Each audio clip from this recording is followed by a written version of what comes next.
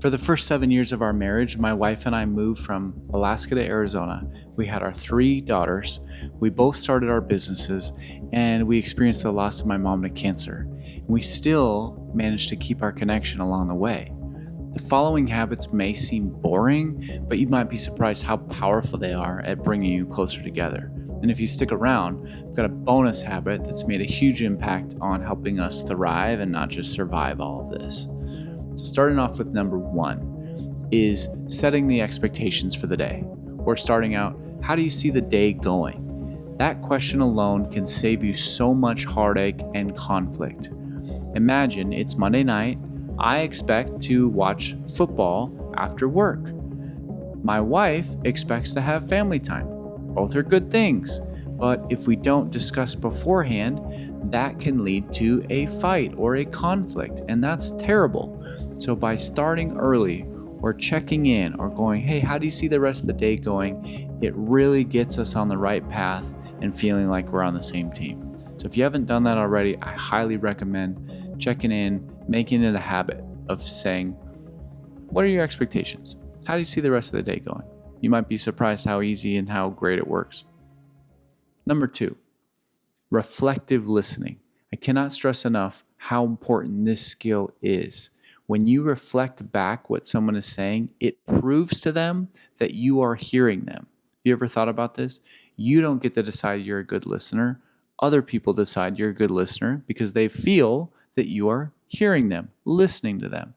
So by reflective listening, I reflect back to my wife. When she reflects back to me, it solidifies. It's a habit that helps build that connection that yes, we're both trying. Yes, we hear each other.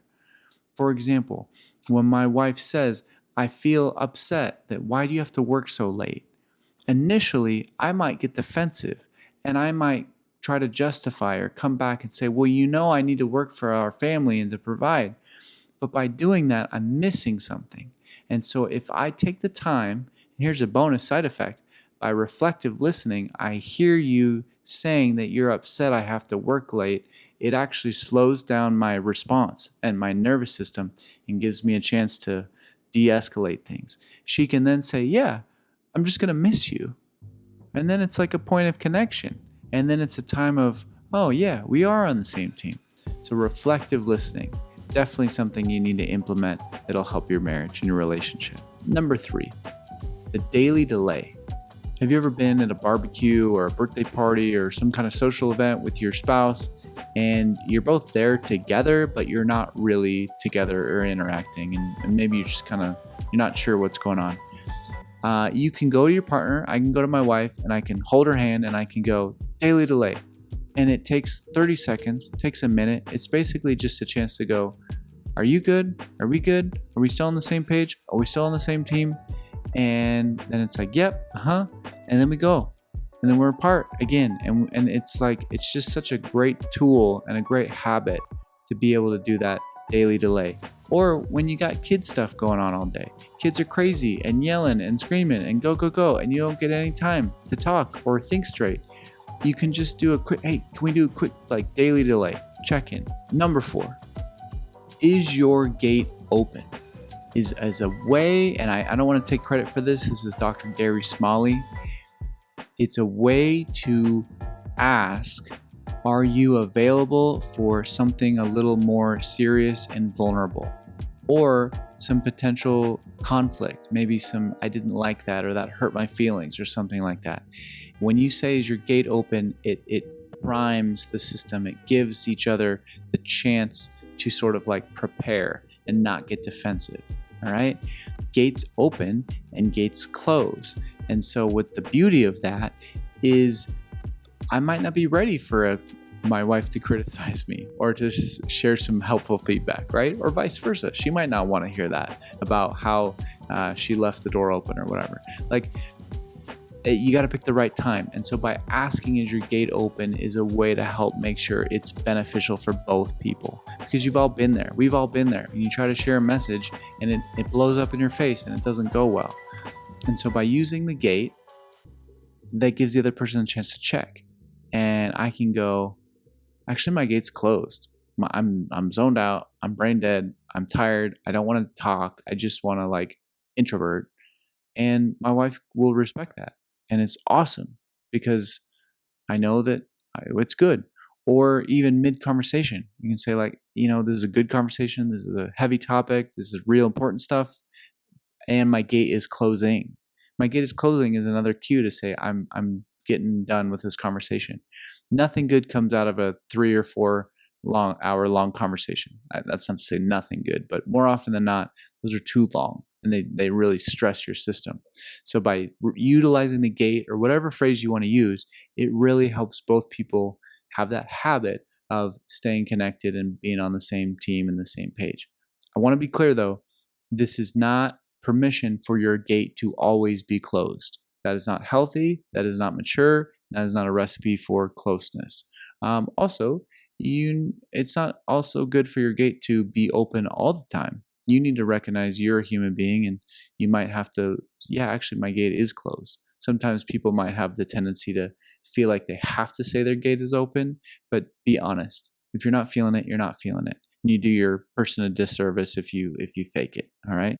Number 5 is so important, and these aren't necessarily in order, but it is prayer. And not everybody watching this is a Christian, and that's okay. I hope the other habits are helpful for you. But as a Christian, I cannot stress enough how prayer is the act of including God into our marriage. And obviously, God designed marriage, and God is through marriage and in marriage and about marriage. And He gives us life, and He gives us guidance and comfort.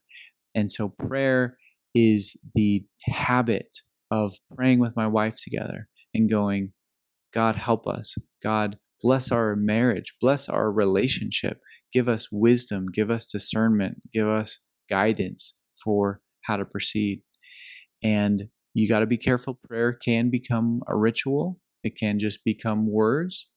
But I do believe strongly that as a habitual discipline, the reminder of, yes, God is for and through our marriage, and He gives us strength and the ability to have grace and compassion and love for one another that we wouldn't have otherwise. We wouldn't have without Him and His Spirit. So prayer is really important. Number 6, and a lot of these can be combined, honestly, is 5 minutes of coffee in the morning. It's so important. My wife and I will do this, and we'll have our coffee, and the kids will run up to us, and we'll go, nope, sorry, this is mommy and daddy time. That's such an important habit to say, this is mommy and daddy's time. It's 5 minutes minimum. Sometimes it's longer, but 5 minutes of coffee. You guys need to figure out something else to do. And they'll get upset. The kids are upset and they whine, but they'll be okay because they're seeing and witnessing that mommy and daddy's time is important. And it is important. And sometimes we don't talk about anything, but it's just, quiet coffee time. And that's often where we can do our daily delay, or we can do some prayer, or we can set our expectations for the day. That's our time. It's our coffee. And I love coffee. It's kind of that ritual too of making it in the morning. And it's a way that I can serve my wife by making her a coffee, or she can serve me and show love to me. Just a simple 5 minutes. And every couple is going to be a little different. Your schedule is going to be different. Your routine is going to be different. So find the 5 minutes in the day that works for you. Evening, lunchtime, morning, whatever works best is so important as that habit. And thanks for sticking around this far. The bonus habit is the idea of love languages. The love languages are the acts of service, the gift giving, the physical touch, words of affirmation, and quality time. Those are different ways that people tend to give love or receive love. Now, this isn't an exhaustive list, but it can be helpful for you to recognize my tank, the capacity that I feel love might be low. And so I can go to my wife as a habit and say, hey, my words of affirmation tank is a little low. Can you help me out? Because, news alert, no one can read anyone's mind. So by sharing that with my wife, she has a chance to go, oh, okay, sure. Or I can ask her, how's your tank doing during the 5 minutes of coffee or during the daily delay? And she can ask me, hey, how's your tank? And that's a way of saying, how are you? What are you needing? And how can I support you?